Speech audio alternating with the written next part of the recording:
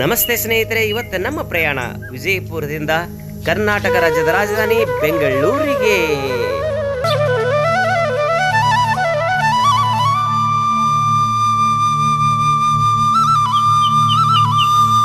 ನೇರವಾಗಿ ಬಸ್ ಇಳಿದ ತಕ್ಷಣ ಒಂದು ಕ್ಯಾಬ್ ಬುಕ್ ಮಾಡಿಕೊಂಡು ನೇರವಾಗಿ ನಮ್ಮಣ್ಣನ ಮಗಳ ಮನೆ.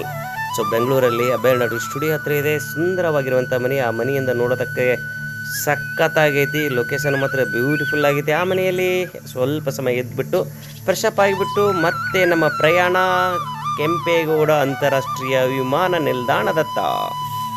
ವಿಮಾನ ನಿಲ್ದಾಣ ತಲುಪಿದ ತಕ್ಷಣ ಇಲ್ಲಿ 3 ಹಂತದ ಸೆಕ್ಯೂರಿಟಿ ಇರುತ್ತೆ.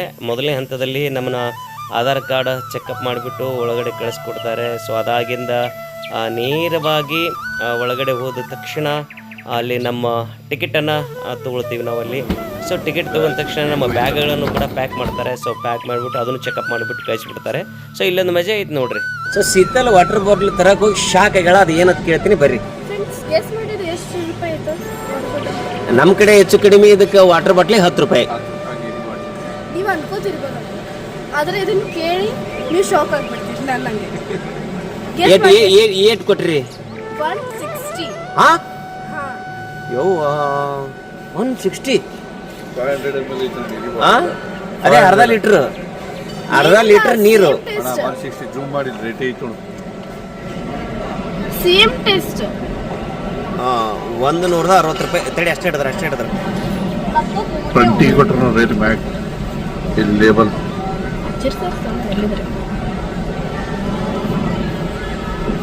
ಅದೇ ನಡ್ಬೇಕು ಇನ್ನೊಂದು 6 ತೆಗೆದ್ರೆ ಅದು ಪ್ಯಾಕ್. ಎಸ್.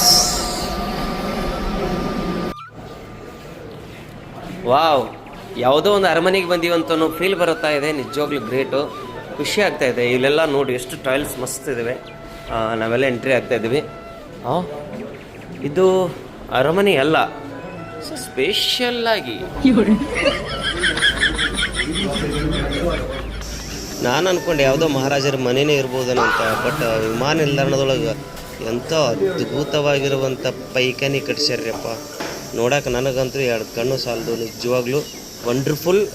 ಒಂದ್ಸಲ ಹೋದರೆ ಬೆಸ್ಟ್ ಎಕ್ಸ್ಪೀರಿಯೆನ್ಸ್ ಆಗುತ್ತೆ. ಇನ್ನೂ ಇದಕ್ಕಿಂತ ವಿಮಾನದಾಗ ಹೋಗ್ರಿ, ಅಲ್ಲಿ ಪೈಖಾನೆ ಆದರೂ ಬಾಸ್ತೈತದು. ಆಗ್ರಾಕ್ಕೆ ತೆರಳಬೇಕಾಗಿರುವಂತಹ ಫ್ಲೈಟ್ ರೆಡಿ ಆಗೈತಿ. ಈಗ ನಾವು ಕೂಡ ಅದರಲ್ಲಿ ಹೋಗಿ ಒಳಗಡೆ ಒಂದು ಬೆಸ್ಟ್ ಎಕ್ಸ್ಪೀರಿಯೆನ್ಸ್ ನೋಡ್ತೀವಿ. ಈಗ ನೋಡಿರಿ ಸುತ್ತಮುತ್ತ ಹೆಂಗೆ ನಮ್ಮ ಕಡೆ ಬಸ್ ಸ್ಟ್ಯಾಂಡ್ನೊಳಗೆ ಬಸ್ ನಿಲ್ದಾಣದಲ್ಲಿ ಹೆಂಗೆ ಬಸ್ ನಿಂತಿರ್ತಾವೆ ಹಂಗೆ ವಿಮಾನಗಳು ಹೆಂಗೆ ನಿಂತಾವೆ ನೋಡ್ರಿ ಇಲ್ಲೆಲ್ಲ ಈ ಕಡೆ ಎಲ್ಲ. ಸೊ ಹೀಗಾಗಿ ನಮ್ಮ ಸಾಮ್ರಾಟ್ ಅವರು ಫಸ್ಟ್ ಟೈಮ್ ವಿಮಾನದಾಗ ಹೊಂಟಾರೆ. ಸೊ ಬೆಸ್ಟ್ ಎಕ್ಸ್ಪೀರಿಯೆನ್ಸ್ ಅವ್ರಿಗೂ ಕೂಡ. ನಮ್ಮ ಗೋಪಾಲ್ ಇಂಚಿಗೆರೆ ಅವ್ರ ಕುಟುಂಬದವರು ಆಲ್ರೆಡಿ ಸಾಕಷ್ಟು ಬಾರಿ ಹೋಗಿ ಬಂದಿದ್ದೇವೆ.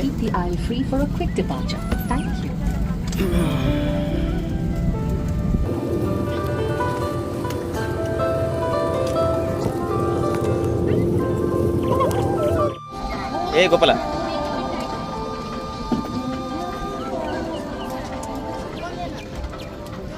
ಹೇಳ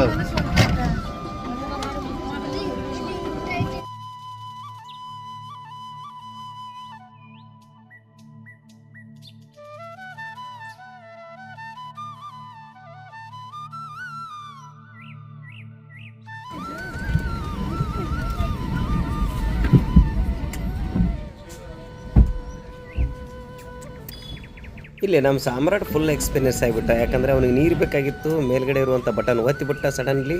ಸೊ ನಾ ತಡೆಯಕ್ಕೆ ಹೋಗಿಬಿಟ್ಟೆ. ಆಲ್ರೆಡಿ ಒತ್ತಿಬಿಟ್ಟಿದ್ದ. ಏನಂತ ಕೇಳಿದೆ, ಅವಾಗ ನೀರು ಬೇಕಂತ ಹೇಳಿದ. ಅಲ್ಲಿ ಏನು ಅವ್ರಿಗೆ ಹೇಳ ಕೊಡ್ತಾರೆ ನೀರು ಕೊಡಂತೇಳಿ. Excuse me.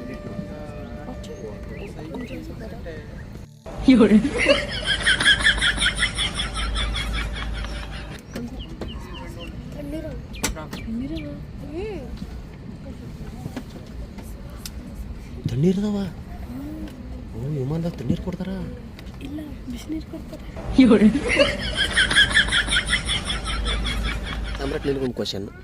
ಈಗ ವಿಮಾನ ಮ್ಯಾಗ ಹೋಗಿರ್ತ. ಈಗ ಅದಕ್ಕೆ ವಿಮಾನಕ್ಕೆ ಗಾಲಿ ಅದಾವಿಲ್ಲ ನೋಡು, ಅದಾವಿಲ್ಲ. ಒಂದು ವೇಳೆ ಮ್ಯಾಗ ಹೋದಾಗ ಪಂಚರ್ ಆಯ್ತು ಅಂದ್ರೆ ಏನು ಮಾಡ್ತೀರ? ಆಯ್ತು ಅಂದ್ರೆ ಏನು ಮಾಡ್ತಾರೆ ಹೇಳು? ಪಂಚರ್ ಯಾಕಾಗಲ್ಲ ಹೇಳು?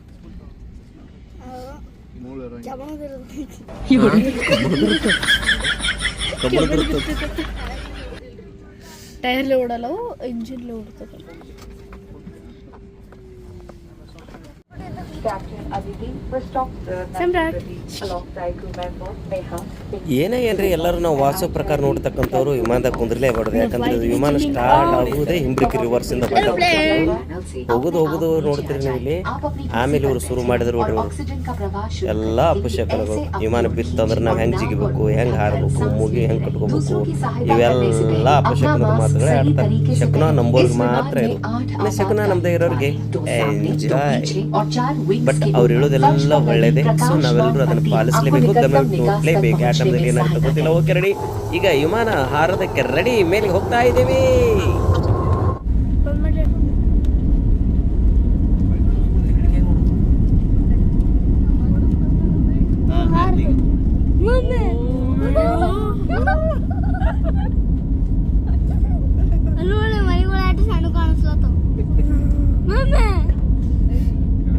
ಚಕ್ರಗಳ ಒಳಗೆ ಕುತ್ತ ಬೆಳತೈತಿ. ಮನೆಗಳಾಟ ಸಣ್ಣ ಕಾಣಿಸ್ಲತ್ತವ. ನೋಡ್ರಿ ರೋಡ್ ನೋಡಿ ಹ್ಯಾಂಗ ಡಿಸೈನ್ ಕಾಣಿಸ್ಲತ್ತವ.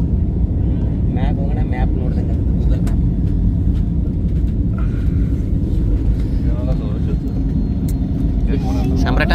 ಸಾಮ್ರಾಟ ಈಗ ನೋಡು. ಹೇಯ್, ಹೆಂಗೆ ಅನ್ಸಕತ್ತೈತಿ?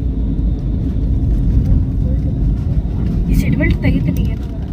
ಇನ್ನ ಇಲ್ಲ, ನೀನು ಕಾಣಿಸ್ಲತ್ತಿಲ್ಲ. ಏನು ಕಣಗ್ಲಿಲ್ಲ ಈಗ. ಮೋಡಗಳ ಹತ್ರ ಬಂದು ನೋಡಿ ಈಗ. ಮುಂದೆ ಹಂಗ ಸಿಕ್ಕೊಂಬತ್ತಿದ್ದ ಈಗ ಅದನ್ನ ದಾಟಿ ಮ್ಯಾಗ ಬರ್ಬೇಕು ಈಗ. ತಳಗುಂಟದೇನ? ತಳಗುಂಟದ ಲ್ಯಾಂಡ್ ಆಗತ್ತಿಲ್ಲ. ತಳಗುಂಟ ಆಕಾಶ ಒಳಗೆ ಹೋದ್ರೆ ಭಾಳ ಡೇಂಜರ್. ಅದ್ರೊಳಗೆ ಹೋಗ್ಬೇಕು ನಾವು. ಆಕಾಶ ಒಳಗೆ ಇದನ್ನು ಕ್ರ್ಯಾಶ್ ಆಗ್ಬಿಟ್ಟು ನನ್ನ ಕಿವಿ ಆಗ ತುಂಬಿದ್ದು. ಎಲ್ಲರಿಗೂ ಮ್ಯಾಗ ಹೋಗಿಲ್ಲ, ಹೇಳ್ತಾರೆ ಅವರೇ ಹೇಳ್ತಾರೆ. ಆಕಾಶ ನೆಲದ ಮ್ಯಾಗ ಬಿದ್ದದೈತಿ ಅನ್ಸ್ಲತ್ತ ನೋಡು. ಅನ್ಸುತ್ತೆ ಎಲ್ಲ ಹೇಳಪ್ಪ. ನೆಲದ ಮ್ಯಾಗ ಬಿದ್ದದೈತಿ ಅನ್ಸ್ಲತ್ತದ ಆಕಾಶ. ಮಮ್ಮಿ ವ್ಯೂ ಮಸ್ತ್ ಐತೆ ನೋಡಿ. ಹಿಂಗೆ ಕುಳಿಸ್ಲತ್ತಾರ. ಏ ದಿದಿ, ಇದು ಹಿಂಗ ಗಡ್ಡ ಆಗ್ಯದಲ್ಲಿ ಅನ್ಸ್ಲತ್ತ. ಇಲ್ಲಿ ತೂತ್ ಆಗ್ಯದಲ್ಲಿ ಶೀತಲ್ಲಿ ತೂತ್ ಆಗ್ಯದಲ್ಲಿ ಅನ್ಸ್ಲತ್ತ ನೋಡು. ಏ ಕಾಶ್ಮೀರ್ ಟೈಪ್ ಅನ್ಸತ್ತಿಲ್ಲ? ಸ್ನೋ ಬಿದ್ದಂಗೆ ಕಾಣಿಸ್ಲತ್ತೈತಿ. Full snow. ಪೂರಾ ಸೀದಾ ಇಡಿ ಕ್ಯಾಮ್ರಾ ಸರಿ ಕಟ್ ಮಾಡಿ. ಹೆಂಗೆ ಅನ್ಸಕತ್ತೈತಿ? ಲೊಕೇಶನ್ ಮ್ಯಾಪ್ ಕಾಣಿಸ್ಲತ್ತು. ಹಾ, ಲೊಕೇಶನ್ ಮ್ಯಾಪ್ ಕಾಣಿಸ್ಲತ್ತು. Fourth map. ಹಿಂದಕ್ಕೆ ಹೋಗಿ ಪೂರ್ತಿ ನೋಡು.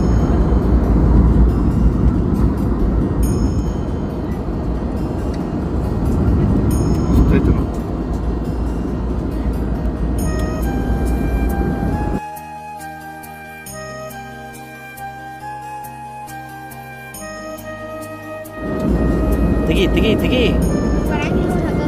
ಯಾಕ ಸುಮ್ಮನೆ ತೆಗಿ. ಬರಂಗಿಲ್ಲ. ಹಾಕು ಬರ್ತದೆ. ಯಾಕೆ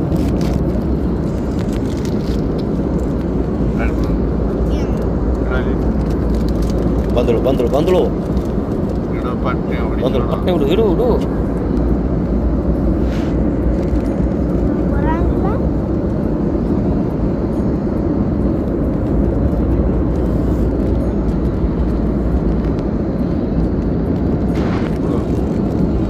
ಬಾ, ತೆಗಿ. ಹಾ, ಒಳಗಡೆ.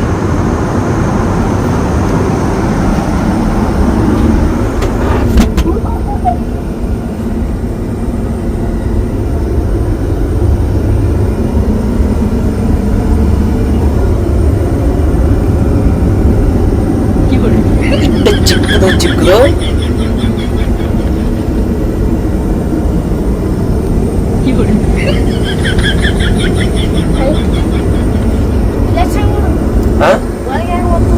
ಎಲ್ಲಿ ಪ್ಲಸ್ ಮಾಡಬೇಕು? ಒತ್ತು. ಅಲ್ಲಿ ಪ್ಲಸ್ ಅಂತ ಬರ್ದ ನೋಡಿ. ಈಗ ಒತ್ತು.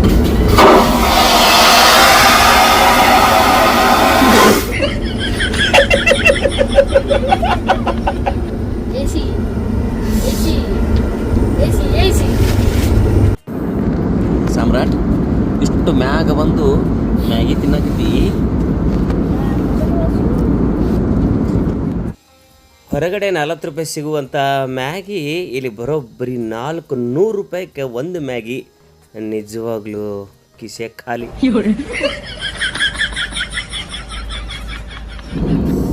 ಈಗ ನಾವು ತಲುಪಬೇಕಾಗಿರುವಂತಹ ಸ್ಥಳ ಆಗ್ರಾ ವಿಮಾನ ನಿಲ್ದಾಣಕ್ಕೆ ಹತ್ತಿರ ಆಗ್ತಾ ಇದ್ದೇವೆ. ರೆಕ್ಕೆ ಬಿಚ್ಚಿದ್ವನು ಓಪನ್ ಆದ್ಮೇಲೆ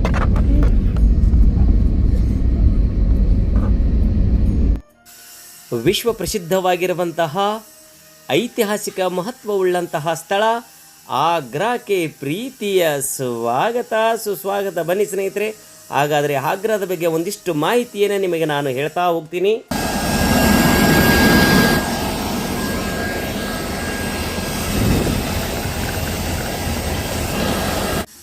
ಫ್ಲೈಟ್ ಇಳಿದ ತಕ್ಷಣ ಹೊರಗಡೆ ನಮ್ಮ ಬ್ಯಾಗು ಕಾಯ್ತಾ ಇದ್ದವು. ನಮ್ಮ ಬ್ಯಾಗ್ ಯಾವುದು ಅಂತ ನೋಡ್ಕೋತಾ ಇದ್ವಿ.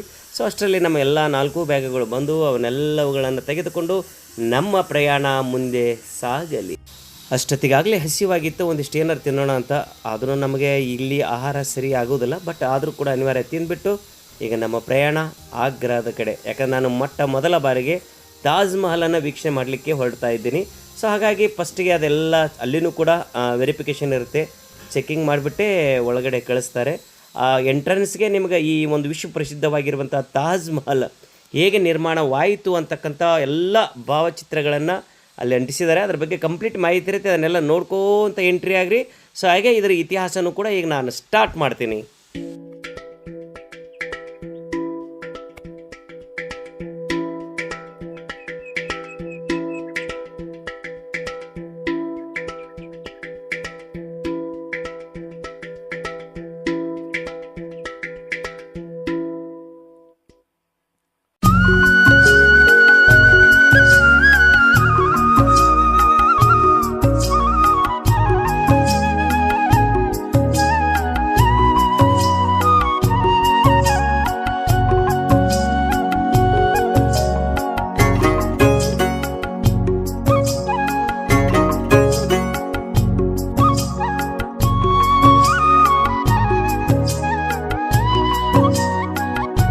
ಈಗ ನಾವು ಹೋಗ್ತಾ ಇದ್ದೇವೆ ವಿಶ್ವ ಪ್ರಸಿದ್ಧವಾಗಿರುವಂತಹ ತಾಜ್ ಮಹಲ್ಗೆ.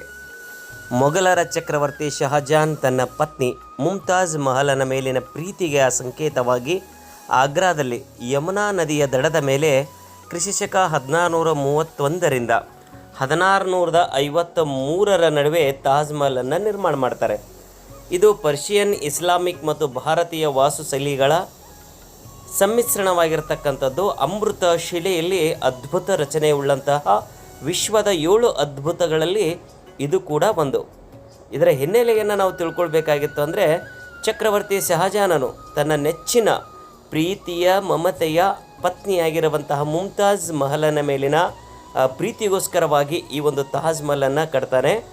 1631ರಲ್ಲಿ ಅವರ ಹೆಂಡತಿ ಅಂದರೆ ಮುಮ್ತಾಜ್ ಮಹಲ್ 14ನೇ ಮಗುವಿಗೆ ಜನ್ಮವನ್ನು ನೀಡುವಾಗ ಕೊನೆಯುಸಿರನ್ನು ಎಳಿತಾಳೆ.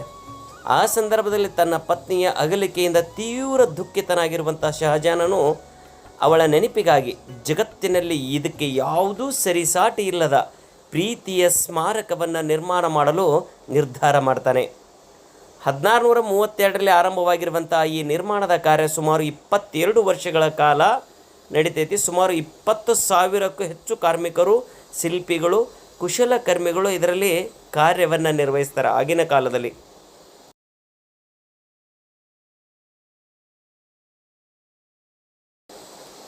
ತಾಜ್ ಮಹಲ್ ಸಂಪೂರ್ಣವಾಗಿ ಬಿಳಿಯ ಅಮೃತ ಶಿಲೆಯಿಂದ ನಿರ್ಮಾಣವಾಗಿದ್ದು, ತಾಜ್ ಮಹಲವು ಸಂಪೂರ್ಣವಾಗಿ ಬಿಳಿಯ ಅಮೃತ ಶಿಲೆಯಿಂದ ನಿರ್ಮಾಣವಾಗಿದೆ.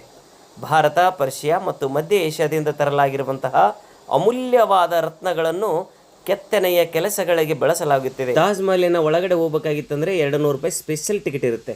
ಇದು ಪ್ರವೇಶ ದ್ವಾರ, ಸುಂದರವಾದ ಉದ್ಯಾನವನಗಳು, ಮಸೀದಿ ಮತ್ತು ಮುಖ್ಯ ಗೋರಿಯನ್ನು ಒಳಗೊಂಡಿರ್ತಕ್ಕಂಥದ್ದು. ಇದರ ಸಮಿತಿಯ ವಿನ್ಯಾಸವು ವಿಶ್ವದ ವಾಸ್ತುಶೈಲಿಯ ಶ್ರೇಷ್ಠವಾಗಿರ್ತಕ್ಕಂಥದ್ದು. ಇದರ ಐತಿಹಾಸಿಕ ಮಹತ್ವ ಮತ್ತು ಸೌಂದರ್ಯವನ್ನು ಗುರುತಿಸಿ ಯುನೆಸ್ಕೋ 1983ರಲ್ಲಿ ಇದನ್ನು ವಿಶ್ವ ಪಾರಂಪರಿಕ ತಾಣವೆಂದು ಘೋಷಣೆಯನ್ನು ಮಾಡುತ್ತದೆ.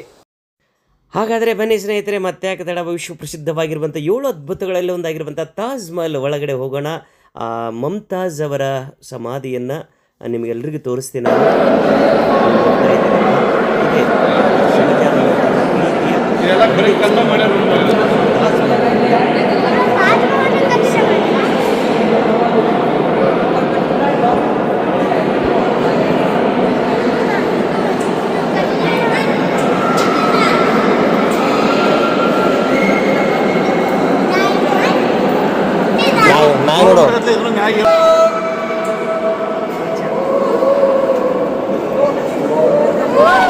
ಈಗ ನೀವು ನೋಡ್ತಾ ಇದ್ದೀರಿ ಯಮುನಾ ನದಿಯ ತಟದಲ್ಲಿರುವಂತಹ ವಿಶ್ವ ಪ್ರಸಿದ್ಧವಾಗಿರುವಂತಹ ತಾಜ್ ಮಹಲ್. ಹಲವಾರು ಸಿನಿಮಾಗಳ ಚಿತ್ರೀಕರಣವೂ ಕೂಡ ಇಲ್ಲೇ ಸ್ಥಳದಲ್ಲಿ ನಡೆದಿರತಕ್ಕಂಥದ್ದು. ಈ ತಾಜ್ ಮಹಲನ್ನು ವರ್ಣಿಸಲಿಕ್ಕೆ ಪದಗಳೇ ಸಾಲೋದಿಲ್ಲ. ಇಂಥ ಅದ್ಭುತವಾಗಿರುವಂಥ ಕ್ಷಣಗಳನ್ನು ನೀವು ಒಮ್ಮೆ ಬಂದು ಕಣ್ತುಂಬಿ ನೋಡಿ ಖುಷಿಪಡಿ.